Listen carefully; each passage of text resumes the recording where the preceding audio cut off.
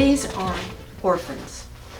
When I came to Okamuk in 2007, I had a big box of orphans. I had been in a quilting group in Miami, and when we finished a quilt, we would take our pieces that were left over and cut them into 5-inch squares and share them. And I had maybe close to 1,000 orphans. I rode them around in the back of my car because I didn't know what else to do with them. And then I met this nice lady named Pat Martin. And Pat and I got together and decided that we would take these orphans and we would begin making lap quilts for the Health Pavilion. And thus the beginning of our lap quilts. The lap quilts are a project from Okamuk Quilters, and we make the small quilts that go to the Health Pavilion. And those are gifts to any person who's in skilled nursing. They're not large, as you can see, and part of that is sometimes the person might be in a wheelchair and this fits comfortably over a lap, or it gives them a little bit of color and comfort in a rather sterile room. And they put it over the top of their sheet, perhaps. Right. Or, over their feet. Mm-hmm. Or if they want to, if it's something they really like, or if it should happen to have flannel on the back, they could cozy up with it.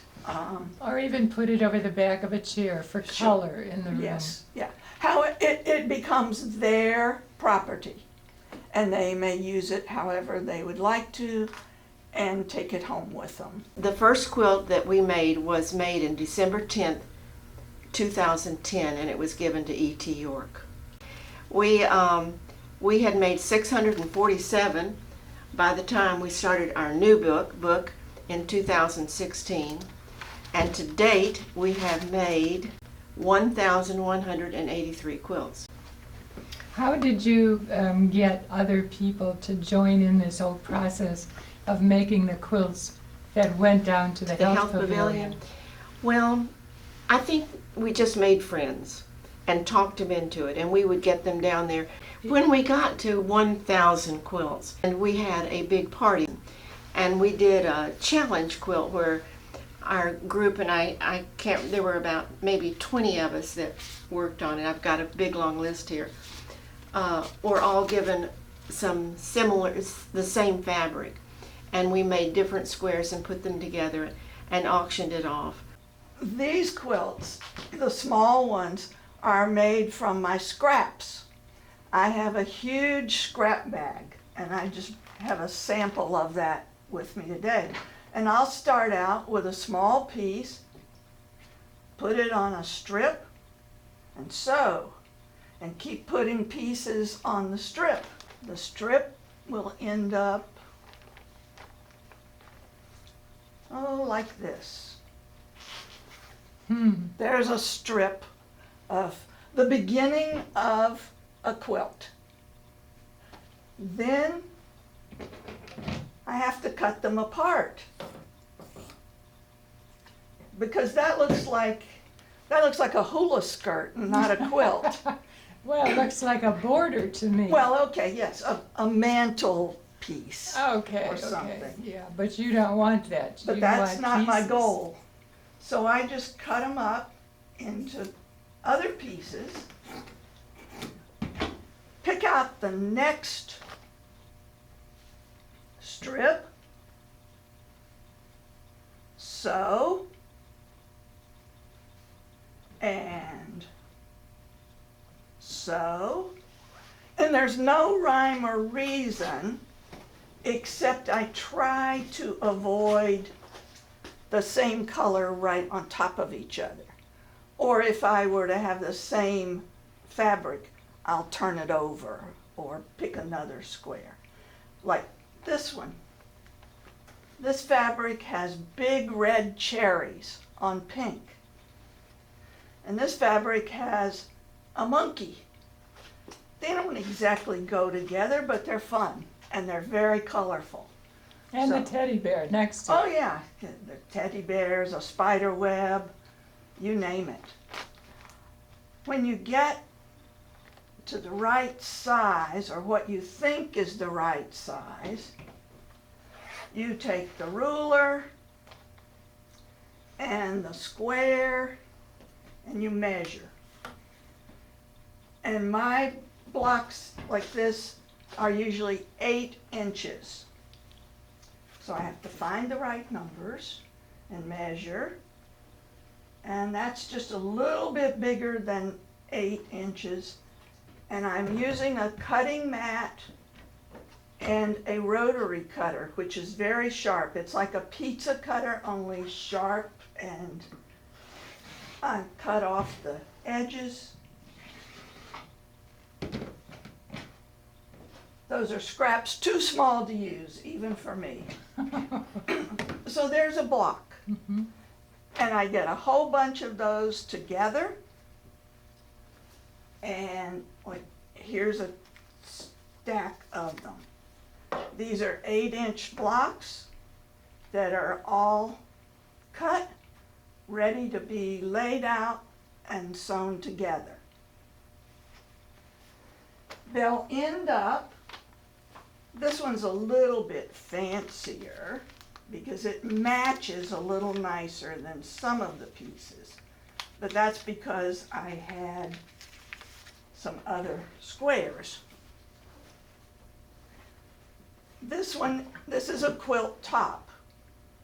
And you'll notice, if you look, you'll see the same fabric repeated.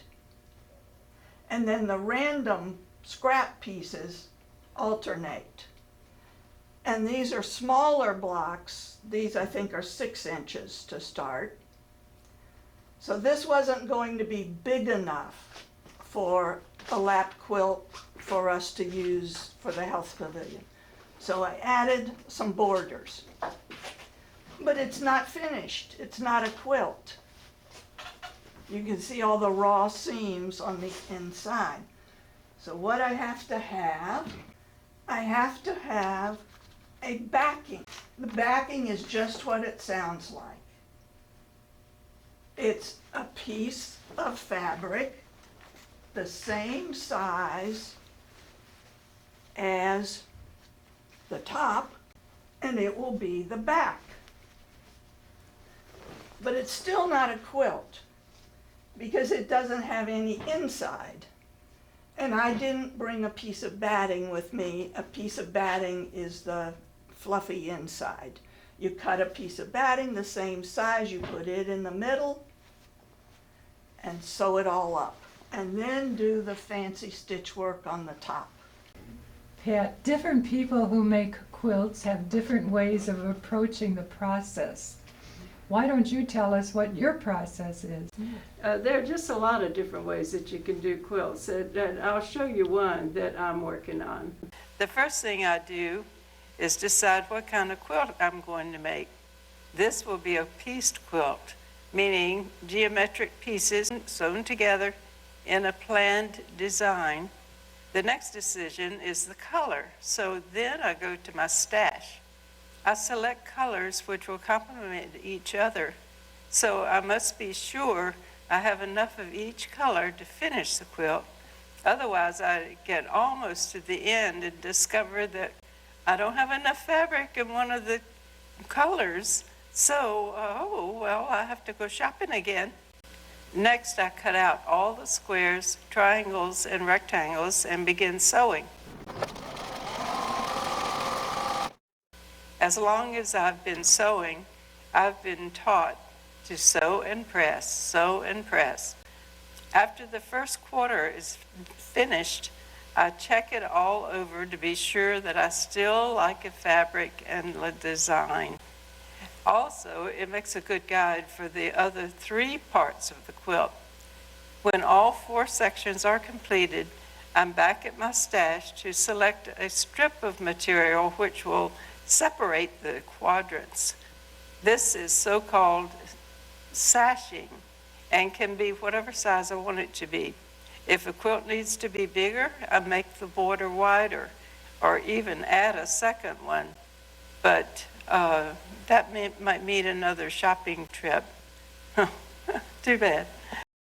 A piece of fabric called the backing is spread out with no lumps, wrinkles, or folds, and it's covered with a layer of batting, which is also smooth and flat. The quilt top goes onto the batting. The 3 layers are pinned together about 5 or 6 inches apart with safety pins from top to bottom and side to side. Now it's ready for the quilting in the ditch, which means sewing through all layers on the seams in which the quilt was put together. A binding is sewn around the outside perimeter of the quilt to cover up the raw edges, and the lap quilt is finished, just like this.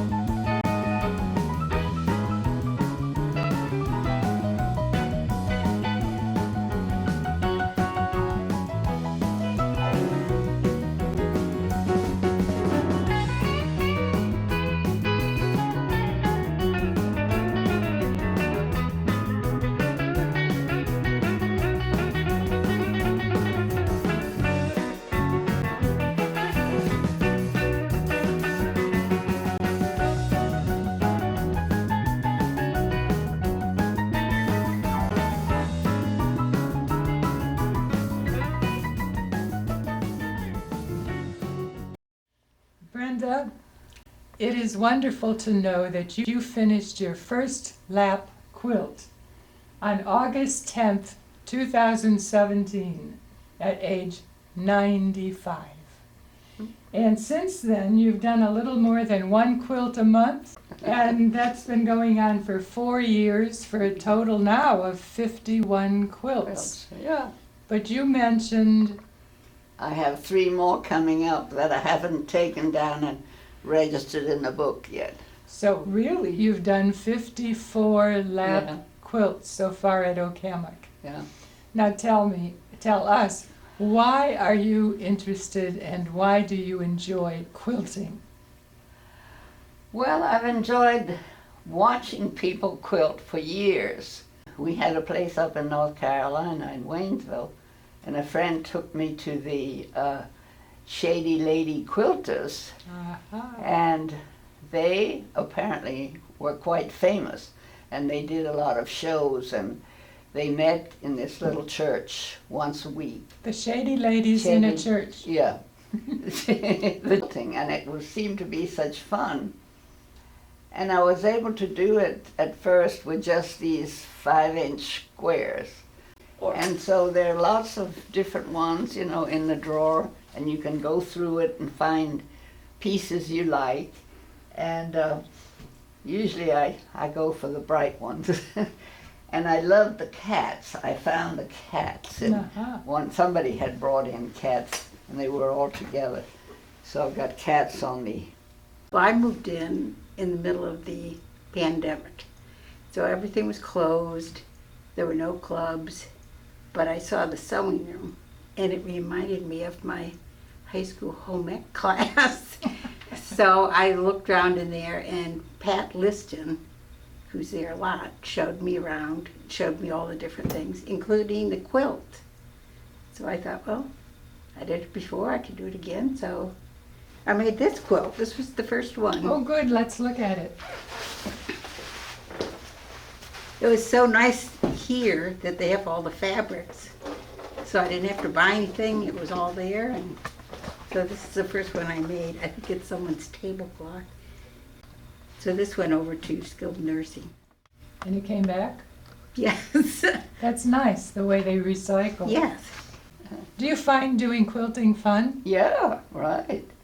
You talked about you make a mess and then, Well, I make a mess in the sewing room and in my dining room. I put everything usually, when I'm trying to figure out what to put together, I put it on my dining room in the apartment.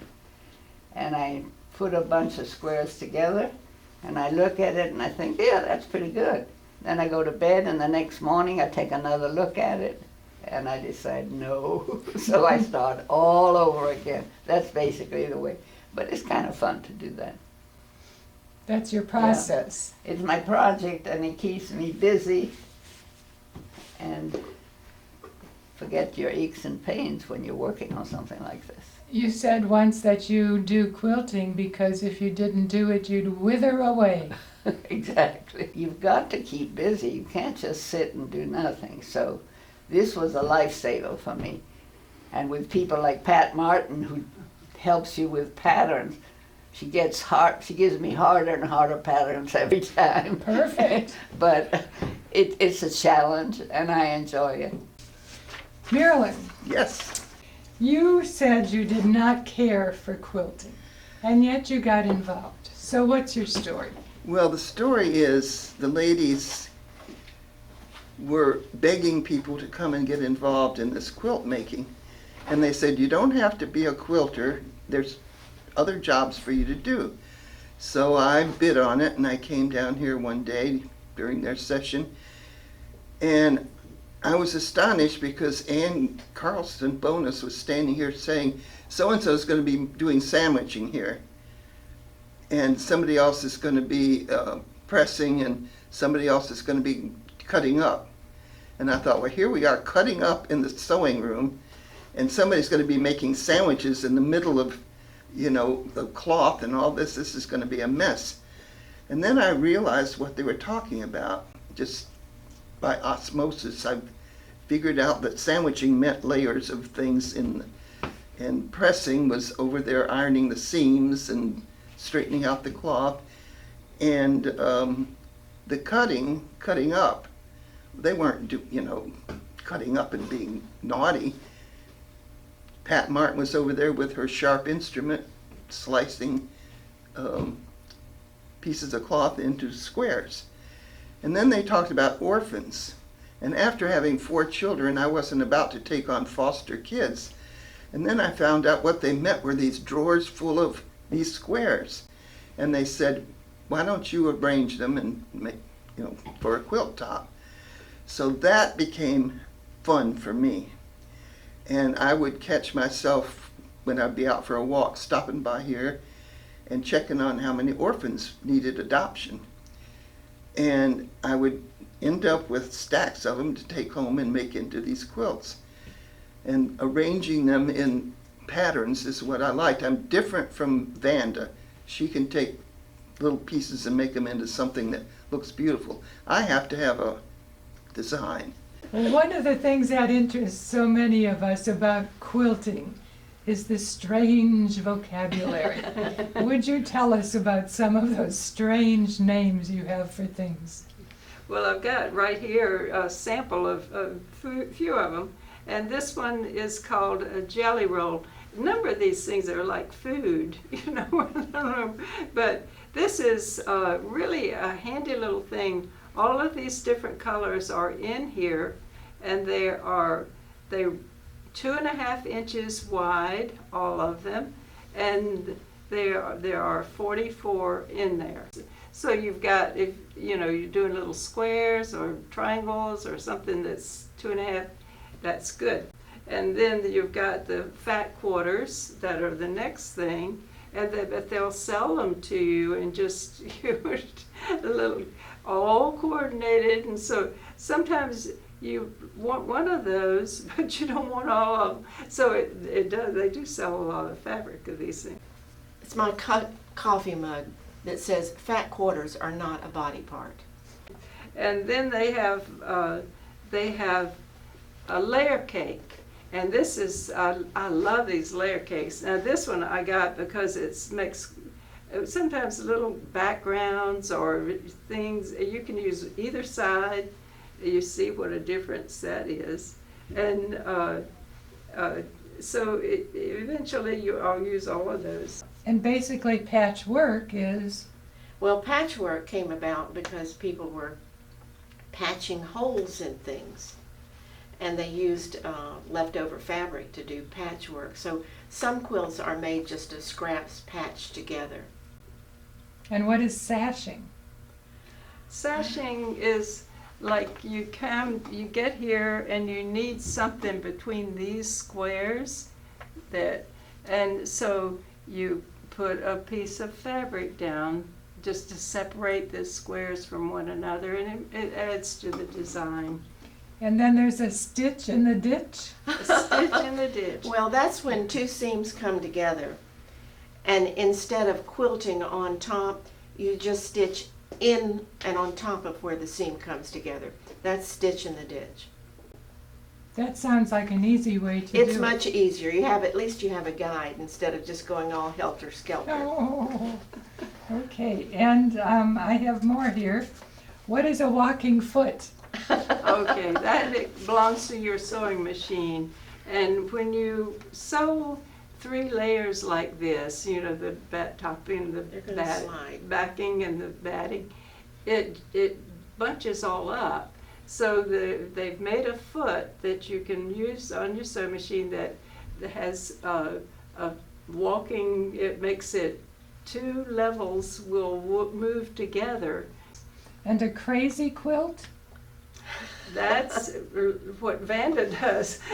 Parts. It's taking scraps and just you don't care Helter-skelter. what color, you don't care what shape, and just sewing them together. And if they're irregular shapes, you just make a straight line and cut off the part you don't want. And so it's just it's just a whole bunch of fabrics. Helter skelter. Yeah. Hi, Marilyn. It's so good to have you here at Okamak. How did you get involved in quilting to begin with in your life? I had always admired quilts, and I knew while I was working I would not have the time to devote to quilting that I knew it would need. So I made up my mind that when I retired, I was going to begin quilting. And right before I gave my retirement notice, I signed up for a quilting class. I didn't tell my coworkers that the quilting class was actually during the day. It was a beginning quilting class. I didn't tell them I was leaving yet. So that's how I got into quilting. 13 years old, I started making my own clothes. My sister and I used to fight over the machines when we'd go home from college to see who was going to get to make, the new clothes for the next session. Well, when my husband-to-be asked me what kind of engagement ring I would like, I said, I don't want an engagement ring. I just want a plain old carved wedding band. And I said, what I would really like is a sewing machine. So my engagement ring was a sewing machine. I was still in college and came in very handy because I didn't have to fight with my sister anymore. Yes, tell us about your son, who's the famous photographer. He's been very good about coming to take pictures, and he gets quite enthusiastic about getting them all done. He'd come to the sewing room and he'd put the quilt on the floor and get up on a step ladder and take the picture of it. Sitting in front of you right here is a gorgeous quilt. Tell us about it. Okay, this is the dragonflies, and this is a technique called raw edge applique. Most applique that you see has the edges turned under.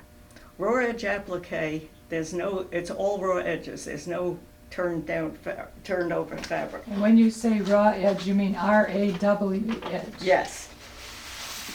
And you use a product called fusible whip. And it can come in sheets like this, or it can come on a roll. This happens to be steamer seam too.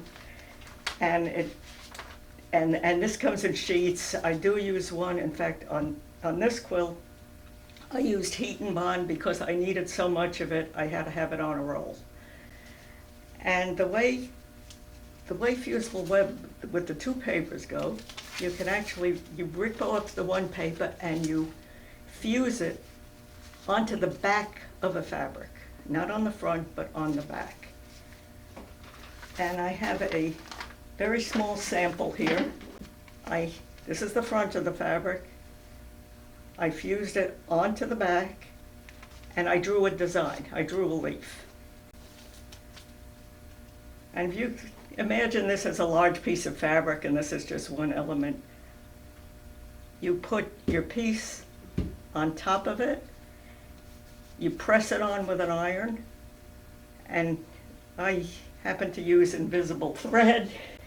Here it is. There's a couple of layers of it here. Probably can't see it. But I use invisible thread on this a lot so that it doesn't detract from what you're doing, and if I make a mistake, you can't see it. Now, what So are you using the thread to do? I'm using the thread to hold down, even though the piece is fused, it has to be sewed. So I use it to hold down the piece, and I usually use a blind hem stitch on this, so at least just pieces catch On the sewing machine. on the sewing machine. All this is done on the sewing machine. Now, how do you get the black in here? Okay. With this piece, I actually had a couple of yards of black fabric. I fused onto the back of the black. I put the fusible. Then I turned it over, and on the paper I drew all of the dragonflies on this. So you have a whole pattern of every one of the dragonflies. Cut them out. Did not take the paper off yet, because I then had to construct each one of the dragonflies. And most of the fabric that are in the dragonfly is called batik.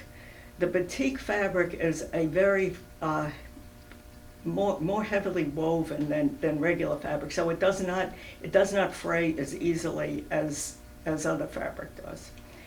So I kind of had picked my fabric out ahead of time on where I wanted the different elements, and again, on the back of the fabric, I fused the different pieces, drew out each of the pieces, and then cut them out. Had to turn them over. I would take the paper off, lay them out onto the wings and the body, and fuse it on. So that's how I constructed each of the dragonflies. So when you put the pieces on there, you left some black visible. So that's why it looks like stained glass. That's right. The pieces are a little smaller, and I did use a pattern on this. So yes, you leave the space so that the black shows through, and you get the stained glass effect. Marvelous. Then it was arranging the dragonflies. This is the background fabric. Now, quilts have 3 layers. This is the background. There's batting in between. And then there's the backing. So I laid all these on the background fabric and finally got it set up. And then I had to press them all. I would take the paper off at the backs of the dragonflies and that, and press them all down. Then, again, with invisible thread, and sewed around the whole dragonfly and each of the dragonflies. Then it came time to quilt the quilt. You layer it, you quilt it. And I used to use this a lot, I used invisible thread on the top. So while it doesn't show, and it doesn't show, but you can see when it's hanging, you can see the elements radiating from the center of the quilt. So that is one way of doing stained glass. You've got another one. Yes, I do. Again, stained glass, but a different technique.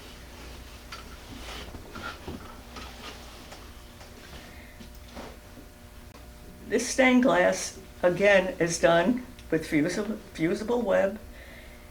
And same thing, you cut out your individual pieces. lay it out on your background fabric here. But instead of having black background underneath it, there's a product called Clover Fusible Bias Tape. And you buy it on a roll, and you actually fuse it down on the outside of your edges. And you've got to be careful how you do your corners, and to make sure, and also make sure that you don't have any of the bias showing at the end, how you end your pieces there. But there again, this is stained glass, and It's beautiful. Which of the two is easier to do? in a way, that one. In a way, the dragonflies is easier, because this is very hard sometimes to get all of your edges covered and make sure you don't have any raw seams from your bias tape sticking out. So actually, the one on the black background is a little easier because I can manipulate the. And it can be a little crooked. Yeah. Yeah, this is perfect. This is beautiful. You know, quilting reminds me of an experience I had in China the year we were over there teaching. Hutch was working with this young lady who had come in to have her paper edited. And I was working a jigsaw puzzle. And as she left, she walked by the table and saw me working on this thing. And she said, "What are you doing?" I said, "Well, I'm putting this puzzle together." And she looked puzzled. And I explained, I said, it's a picture. And I showed her the box. I said, it was mounted on this heavy paper, or cardboard, and cut into little pieces, and then taken all apart. And now I'm putting it back together again. She had this astonished look on her face, and she said, "Isn't that a waste of your time?" So I compared it to quilting, where people take perfectly good large pieces of fabric, cut it into these pieces, and then put it back together again into something that's useful and beautiful. and beautiful. Yeah, that's the important part. Again. This is my Geraldine. I label her my Geraldine because the original Geraldine was made by a quilter called Pam Holland, and this is her pattern. But this is my version of her Geraldine, so this is my Geraldine. And again, same technique with raw edge applique, where you use the fusible web and put your pieces down.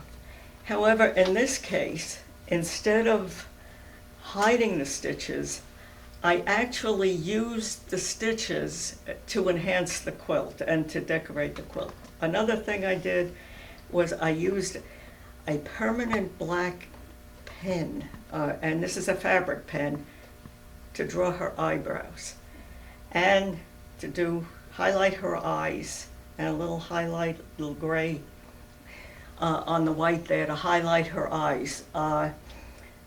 It's just another technique to enhance your quilt.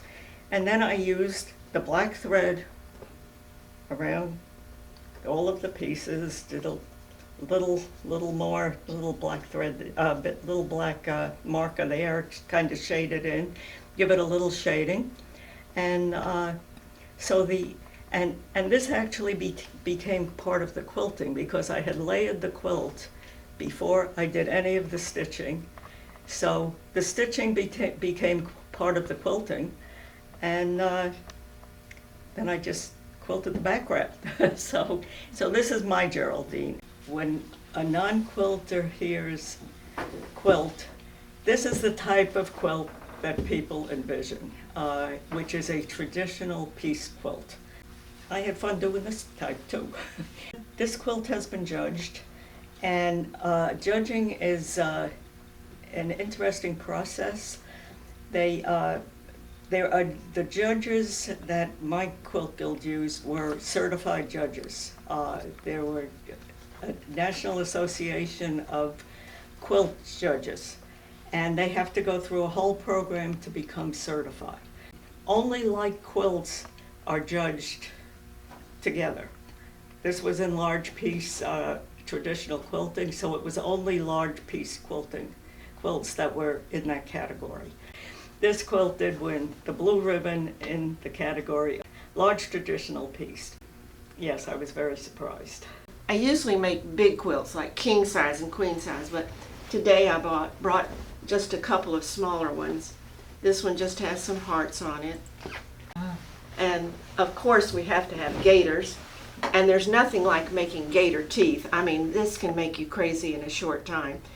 And had it not been for the rotary cutter, I would never have begun quilting, because you just cannot cut with scissors and do an accurate job. You just can't do it. And the rotary cutter is just amazing.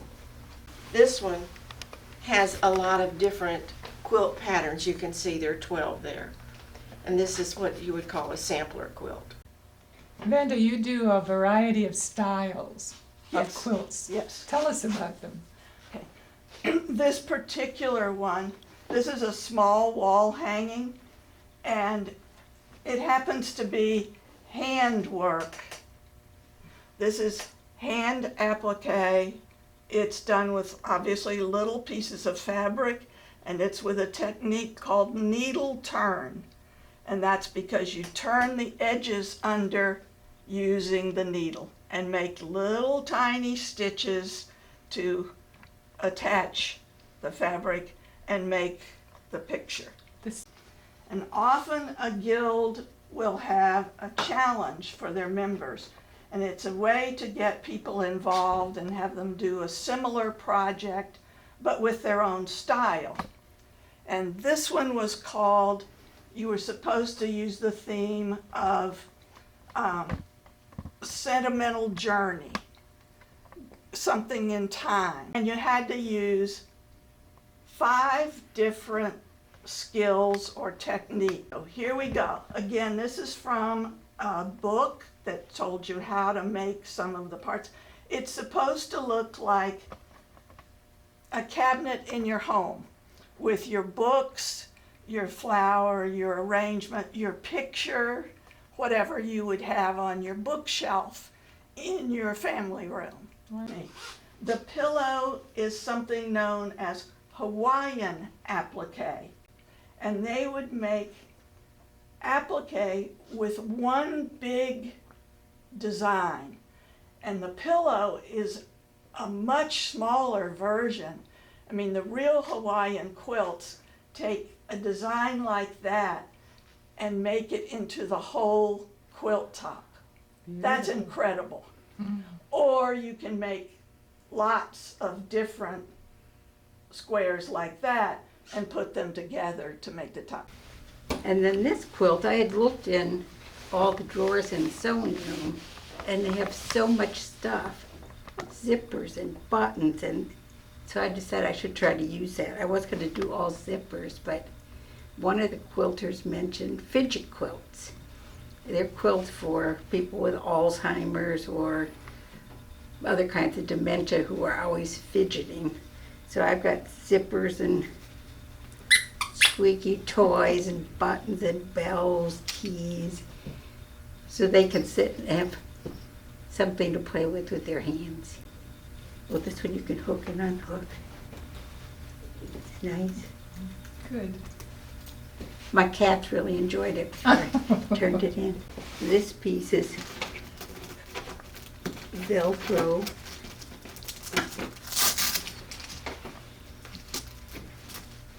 There's keys, buttons, bells. This you can slide that piece back and forth. That's from an old swimming suit. Okay, that's really fun. Have you given something like this to anybody at this Not point? yet. Oh, so it'll be fun to see reactions. I made one quilt before this that I did give away. It was called Tie-Dye Pie in the Sky. It was all tie-dyed round circles like pies with buttons and things, and I gave it to a family with little kids because the kids like playing with all the things. Then my latest quilt, they had this fabric with cats. So this is called the cat sextet. Ah, 3 on the top and 3 on the bottom. They said, well, you know, Marilyn, you're going to have to find names for these. You have to name them all. That's the most difficult part. So these are 190 some names of the 190 some quilts you personally Right. created. Right. Why don't you read us some of your favorite names? Well, there was a gator gridiron. Some of these I can still picture in my mind. Mixed greens, cayenne and curry, 50 shades of green, leopards lurking, creamsicle, pinky keen, butterscotch and chocolate, yellow brick crossroads, I can still picture that one, garden of weeding, sea fever, blue days, rhapsody in blue, W-R-A-P, rhapsody, ring around the rosies, marooned, golden days, D-A-Z-E. Well, this one with dragonflies all over it is going to be called, have you ever seen a dragonfly? In your 100th year. In my 100th year. Clark says, "You're in your 100th year, Mother." Why do you quilt? It's mostly to have something to do. My husband died soon after I moved in, so I've had a lot of time on my hands, and I can always come and quilt. Even in the middle of the night, I know the security people, and I sit in the sewing room. It's really a comfort. Anne and Pat, you are the women who started the whole idea of the lap quilts. What are the reactions of people? I'm amazed at. They're blown away, you know, particularly the people not from Okemah, because now Okemah people know that Expect it. they get one, but they just can't believe it, and they try to pay us, you know, say no, and they just, I tell them, it's the only thing you don't have to pay for here. They are so appreciative. I've taken the quilts down to the skilled nursing a few times, and seeing the expressions on people's faces, I try to make some that are more masculine, because it's hard to, find, so many of them are florals and things like that. This one is all plaids, and I think it's very masculine. But every now and then a male patient in skilled nursing throws us a curve. One guy took a very floral pink one, and we questioned, and he said, well, I want to take it home to my wife when I'm through here. So he was thinking of her and what she would like rather than himself, which I thought was nice. And some of them don't have many visitors, so they want to talk. Pat's better at talking to them than I am. I'm get out of there faster. But they want to talk to you. They've tried to pay us for them. But the hardest, I think, is when we would go in with like 6 on each of us would have 6, and a husband and wife would be there and trying to decide. Yes, right. And without a doubt, the husband refers to the wife. She's the one that has to make the decision. Yeah. Even or if he's a in bed. grandchild, if that happens to be a grandchild, they get first choice. And the CNAs and the nurses back there too, when we come there, they will say encouraging things like how much the quilt perks up the room and makes the room look better, and how happy it looks. Yeah. But they're so appreciative, and it's like just a little touch of love. We were grateful to have it. We appreciated the idea, and over the next 2 or 3 days, we really studied it. When I was really down and felt fragile, to know that somebody was thinking of me over there was very heartwarming. It gave me a sense of Okemah as a community and a family, and it made me feel loved. And it meant a lot to me. It's beautiful. It has butterflies on it, and this was several years ago, but I still have it, and I use it to cover my legs when I take a nap. And then came one of the residents, a quilter, with a quilt that she personally had made especially for me. And I was touched, and I thought, well, I'm never going to use this. It wasn't that large, but you know, it kept my feet warm. It was wonderful. This is the quilt that was given to Buddy. This was my own, and I'm not sharing it. And it is absolutely beautiful. A Jacobean tree. To me, it meant that someone cared, and now, 10, 11 years later, I still look at it and think, someone cared.